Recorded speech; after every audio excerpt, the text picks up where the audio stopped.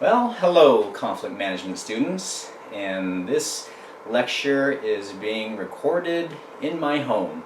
We are no longer allowed to be at Sacramento City College, and I'm talking about the faculty, to record, so this is very strange to me. I'm going to imagine that you're all here in my room and, engaged in asking questions, so here goes. So today we're going to talk about the tools in conflict management, or at least one of them, called the S-TLC. The last video lecture, I know that I was talking about theory, and so now we're going to talk about it in more practical terms with tools that you can use actually in the middle of conflict or an argument. Okay?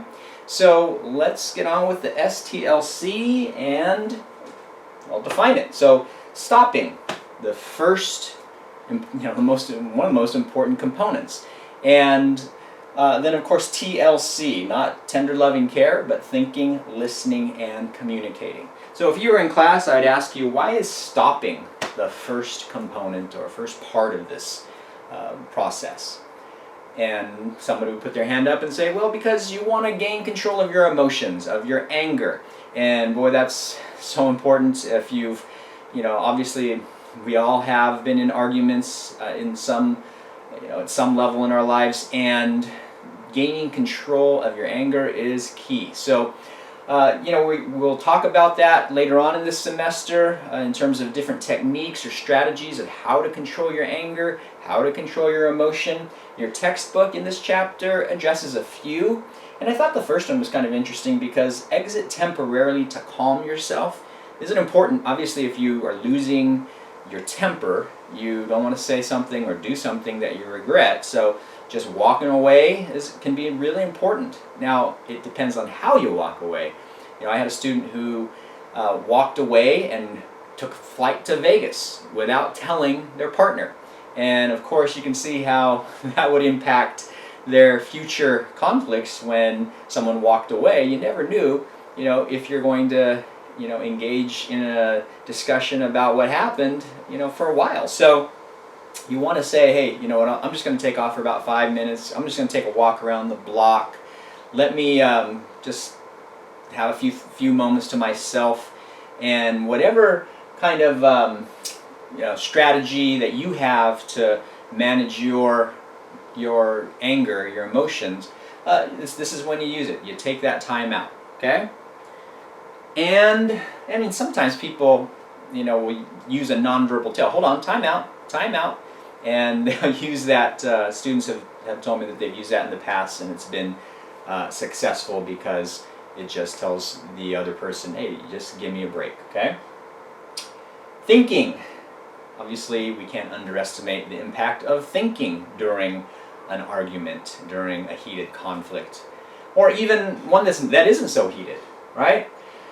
So, one of the things that I want to point out, and I have this little example of a dog in the park. Sometimes, if you've ever taken a walk through, a public area and there's a dog barking and you're wondering why, this dog is just barking or growling at you, obviously it's probably not something you've done. They're just uncomfortable. The dog is just, angry or frustrated at something else. And not that I'm comparing your, the people that you're in relationships with to animals, but sometimes displaced conflict is pretty common. And we talked about that, how, you can take your frustration, your anger home from work or school or, a game or other activities in life, and bring it home and take it out on a safe target like a significant other, like a family member or best friend. So sometimes it's not about you, and try not to take it personally. Okay, that's one of the first things I think that can help. Is it's not always about you, and I mean sometimes it is, but sometimes it's really not. And so to give that person a chance to say, hey, you know what, that's my bad. I really was upset at my boss at work, and so I kind of took that out on you. Hopefully they'll own up to it. Okay? So try not to take it personally. There's other ways of thinking that can help, and consider your 4 options, and we'll talk about that in the next slide. But the first thing is, think about your goals. Now, we talked about conflict styles, right? We talked about avoidance and accommodation and competition, as well as compromise and collaboration. So I'll just give you a few examples here. I've had students talk to me about them dealing with domestic violence and how they just wanted to escape their household, and really avoidance was key. That's their goal, is to avoid, being the target of violence, being the target of somebody's rage. And avoidance is the goal. It's the way you survive. And so that might be something you think about, like, I got to get out of here, right? Or it could be accommodation, where you are involved in a conflict with somebody who has more power than you. Maybe it's your manager at work who could fire you if you get angry and disagree, and maybe, it depends who you're dealing with, but accommodation might be the goal, and just to say, you know what, I want to be able to pay my rent. That's the goal. I want to, especially during this time where not a lot of people have jobs. So think about the goals. There might be a time where you want to problem solve with somebody, and you want them to understand your side and clarify something, maybe in an effort to have greater understanding, and to collaborate would be the style, okay? And that might be something you're trying to do in a conflict. Competition is really common, as you know, and you might be saying, you know what, no, I'm not going to stand by while you tell me that my politics are immoral. I'm going to tell you my position on it, and I'm going to want you to understand and adopt. I want to win this argument because it's important to me. Or I really want to win this argument that, I do more work around the house than you do, right? Sometimes that egos can get involved. Oftentimes, that those kind of arguments can lead to resentments, but at the same time, if that's your goal, then you've chosen it, and that's something you might think about, and that's really what we're talking about. So when you look at the 4 options, you might do nothing, okay? The problem will take care of itself. A lot of times that's what we do. I'm reading a lot of your assignments. A lot of you are accommodators, avoiders. How many times does the problem take care of itself? Well, maybe it does, or maybe it's not that big a deal. So you're just like, you know what? That's not an issue I want to tackle. I don't want to waste the energy. Most of us think that way too, right? So that's an option you have. Do nothing. Okay? I wouldn't expect it to solve itself, but at least, know that that is one of your options. Change the other person. How easy is that? Have you ever tried to change the other person? Right? Has it led to resentments maybe? That's one of those things that you just can't control. Maybe you can explain your side, but oftentimes the other person is reluctant to change. How many of you have felt like, oh yeah, I really want to change due to this argument? If you've ever made changes, generally it's when you're calmer and you're really open to, examining yourself. Well, speaking of examining yourself, change yourself. This is what you have the most control over. Okay? And this is why we're identifying triggers. What triggers you? Because if you can come to grips as to why you're triggered by something, then you probably won't act as defensive. And you're less likely to engage in a competitive argument, and you're able to manage your anger more successfully. Change yourself can be, a variety of things. If you are already hyper-competitive, like I said, I coach speech and debate for a lot of years, and there's a lot of people who just want to win every interaction, and they see it as a game. Well, you might want to change that mindset. I don't know how many people enjoy always debating issues. And, I think that you could lose a lot of friends if you are, competitive with so many interactions. So you might want to change the way you interact, the way you communicate, okay? Sometimes people have said, I've become a better listener. and that's really helped. I listen more to problem solve as opposed to win. And so that's where you have the most control, obviously. Change the situation. You know, I've talked about domestic violence and how you absolutely have to change that situation if that's where you find yourself. You have to, get out of the environment. I know that it can be really difficult to make those kinds of major changes, and there's generally a cycle involved where, someone is trying to change but still keeps harming you, and then, says that promises that it'll never happen again, and then it happens again. So you have to get out of that situation. That's one of those. Another example I hear from students, it usually is 18, 19, 20-year-olds who are about to move out of their parents' house, and one of the things that they get frustrated with is that they are still seen as children by their parents, that they aren't being treated as young adults, and that, hey, they still are having to abide by rules that they had when they were 10 years old. So, well, how do you change that situation? You're going to have to move out, right? And get out on your own. And obviously, there's a lot that's involved in terms of finances and being able to go to school too, if that's your goal.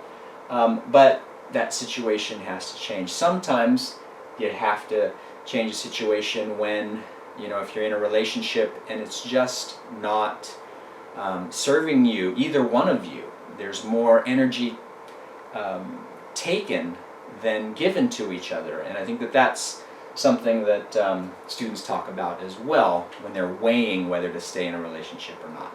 So 4 options, and then we'll move on to the L, which is listening. Okay? I alluded to it that most of us listen to refute in a conflict. We listen to find weaknesses. Okay? We aren't really listening to understand. Okay? I can't emphasize that enough, where you're trying to listen to solve a problem versus trying to listen to tear somebody's argument down or tear somebody down. That is really key. A lot of these things, trying to suspend judgment, trying to be open to the other person's view, and really trying to understand where they're coming from, it seems like a lofty goal in a conflict. But I think most of the effective conflict managers, I know mediators, really try to help the disputants see the other side and truly understand the other person. And they want both disputants to feel heard. Because how many of you actually feel heard when you're in an argument? Right? Most of the time you're talking over each other. You're interrupting each other. You're not being really respectful to each other. And it's really difficult to listen to understand somebody. Okay? But that's the next thing, is listen without judgment. Try to use paraphrasing and summarizing. This is also a mediation technique where you are, so you're telling them what they told you. It helps the other person feel heard. Okay? So it's something like this. So what you're telling me is that you'd like me to do the dishes more. You get tired when you come home, and you're tired of seeing dishes piled up in the sink and seeing me sitting there watching football, and you would really like me to change my behavior. Is that right? And so you check in with them, and that way they know you have heard them, and try not to do it in a sarcastic way. Okay? Obviously, it's not going to be helpful. Sarcasm definitely doesn't come across as sincere, and it definitely can be coming across as contemptuous. So, moving on from, I teach interpersonal communication, and there's a couple of ideas here. I'm sure you've heard of empathy, and really trying to relate and have an emotional reaction similar to the one being experienced by the other person. Sometimes that's difficult, especially if you've never experienced an issue like, for instance, a breakup, and you've never gone through a breakup. but you try to say, hey, I understand what it's like to come home and see the house a mess. That is frustrating. I can, and then after a long day at work, it's the last thing you want to see. And, at least the person feels like, okay, yeah, you can relate to me. And you don't make it about yourself. You try not to be as defensive and say, no, hey, I've been working all day and I do this more than you and I do this more than you. And all of a sudden it's a contest or, a win-lose competitive situation. So try to social dissenter, think about the other person, what they're thinking about, and relate on an emotional level. It is a lofty goal in the middle of a conflict. I'm going to admit it. It's difficult for me to do it, and I understand that it's important. So I'm just trying to give you the information that is written by scholars. I'm not saying I can do it perfectly either. So when I just know some of you, and I've seen students in the past say, "Oh my gosh, really? That sounds so difficult." So, and it is. But moving on, communicating is, the C. And really, I've talked about this before. Try to communicate in an assertive way, not an aggressive way. Okay? And what we're talking about here is your communication rights. Make sure you're asserting them. And you can, explain to people how you feel and own your feelings, and try not to point the finger and blame, because ultimately, it's going to put someone on the defensive and you're likely to spiral at that point. That's what happens when you're aggressive with your communication, when you're name calling, shouting, pointing fingers in their face, and even more, right? Is that you're taking away their rights, their basic communication rights, and, it definitely has a more dysfunctional effect when it comes to conflict management. So that's the kind of communication you want. You try to be as respectful as you can. At the same time, you are, expressing your needs and your interests without denying theirs. Okay? And that's really important. Other examples of destructive communication we've talked about. Using sarcasm, and a lot of us like to use it. You can use it for humor, but in the middle of an argument, try to stay away from the sarcasm. I know that a lot of you are going to say, what? Wait, 90% of my communication is sarcasm. And I know that, that's pretty common. But in a argument, Dr. Gottman, who I know we've had assignments, you've had readings by Dr. Gottman, and you will have more, he makes the argument that sarcasm is contempt. That whenever you put yourself, you act superior to somebody, that you are really putting them down, it's really harmful to the relationship, and that's really one of the main indicators of the failure of a relationship, is if both of you talk down to each other as if you're better than, oh, I'm more reasonable than you, or I'm more intelligent than you, or I'm more punctual than you, or, I'm more educated than you. And, a lot of times that's conveyed with sarcasm. Oh yeah, you're a genius, that kind of thing. So, stay away from the sarcasm. Obviously, the blaming, too, can put people on the defensive. You don't have to blame directly and say, you're the one that always leaves the dishes in the sink, You can just say that, when the dishes get left in the sink, you don't have to point the finger. Do your best not to anyway. So, that's the S-TLC